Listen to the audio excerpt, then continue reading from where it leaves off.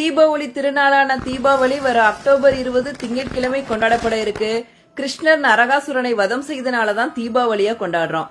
நம்ம தமிழ் பாரம்பரியப்படி நரக சதுர்த்தசி திதியில தான் தீபாவளியை கொண்டாடுவோம். அது மட்டும் இல்லாம சதுர்த்தசி திதி பிரம்ம முகூர்த்த நேரத்துல வர நாள் தான் தீபாவளி. அக்டோபர் 20 திங்கட்கிழமை சதுர்த்தசி திதி பிரம்ம முகூர்த்தத்துல வருது. அதனாலதான் அன்னைக்கு தீபாவளியை கொண்டாடுறோம். அதனாலதான் தீபாவளி அன்னைக்கு கங்கா ஸ்நானத்தை பிரம்ம முகூர்த்த நேரத்துல பண்றது ரொம்ப ரொம்ப சிறப்பு வாய்ந்தது. தீபாவளி அன்னைக்கு எல்லா நீர்நிலைகளிலும் கங்கா தேவி எழுந்தருளுவதாக ஐதீகம். இந்த நாள்ல கங்கையில் நீராடினால் பாவங்கள் துன்பங்கள் நம்முடைய வாழ்க்கையில இருக்க கஷ்டங்கள் அனைத்தும் நீங்கும் அப்படிங்கறது ஐதீகம். நம்மளால கங்கையில போய் எல்லாராலையும் நீராட முடியாது. அதனாலதான் தீபாவளி நாளில் கங்கா ஸ்நானம் மிக முக்கியமானதாக சொல்லப்படுது. தீபாவளி அன்னைக்கு அதிகாலையிலே எழுந்து பெரியவங்க கிட்ட ஆசீர்வாதம் வாங்கி அவங்க கையாலே தலைக்கு நல்லெண்ணெய் வச்சு விட சொல்லுங்க.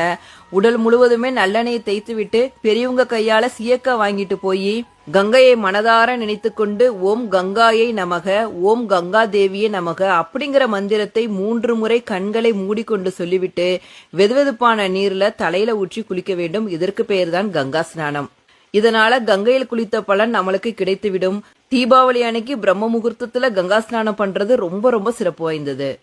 கங்கா ஸ்நானம் முடிஞ்சதுக்கு அப்புறம் நம்ம அலங்காரம் பண்ணி வச்சிருக்க பூஜை அறையில தீபாவளிக்கு புது ட்ரெஸ் எடுத்துட்டு போகும்ல, அதுல கொஞ்சம் மஞ்சள் வச்சு சாமி முன்னாடி வச்சிருங்க. அப்புறம் தீபாவளி அன்னைக்கு வீட்டு